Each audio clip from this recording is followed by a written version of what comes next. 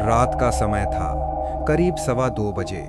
आसमान पूरी तरह काला पड़ा था और हवा में धुएं की हल्की गंध घुली थी। शहर के किनारे एक पुराना शमशान था, जहां उस वक्त सिर्फ एक आदमी मौजूद था, विनोद। विनोद उसी शमशान के पास चौकीदारी करता था। उसका काम था रात में आग बुझने के बाद ये देखना कि कोई अजनबी अंदर न घुसे।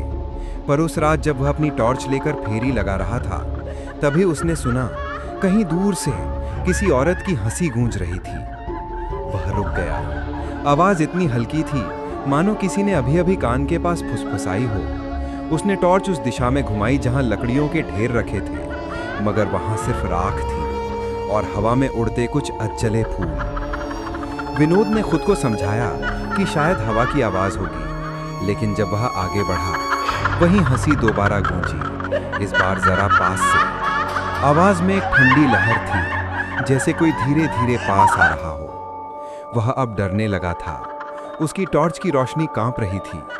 तभी उसे दिखा, एक अजली चिता से हल्की सी भाप निकल रही थी, जबकि आग कई घंटे पहले बुझ चुकी थी। राख के बीच कुछ हिलता हुआ दिखा, मानो कोई वहां से उठने की कोशिश कर रहा हो। विनोद ने कांपते हाथों से लाठी उठाई और पास गया, लेकिन राख के बीच कुछ नहीं था, बस एक पुरानी हंसी की गूंज जो अब चारों तरफ फैल चुकी थी।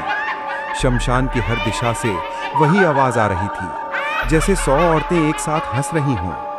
वह घबरा कर पीछे भागा, मगर पैर किसी चीज से उलझ गया। गिरते वक्त उसकी टॉर्च दूर जा गिरी और उसकी रोशनी एक पुरानी औरत के चेहरे पर पड़ी।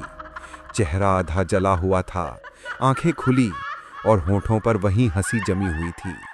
विनोद चीख भी नहीं पाया।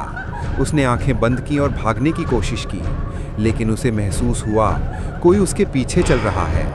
हर कदम पर वही सूखी राख की चरमराहट सुनाई दे रही थी। सुबह जब लोग शमशान पहुंचे तो गेट खुला मिला, लेकिन विनोद कहीं नहीं था।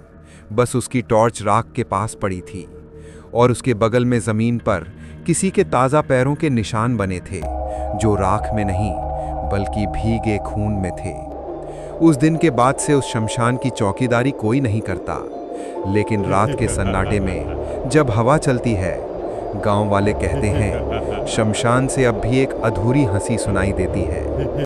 वो हंसी जो किसी और की नहीं, अब विनोद की लगती है।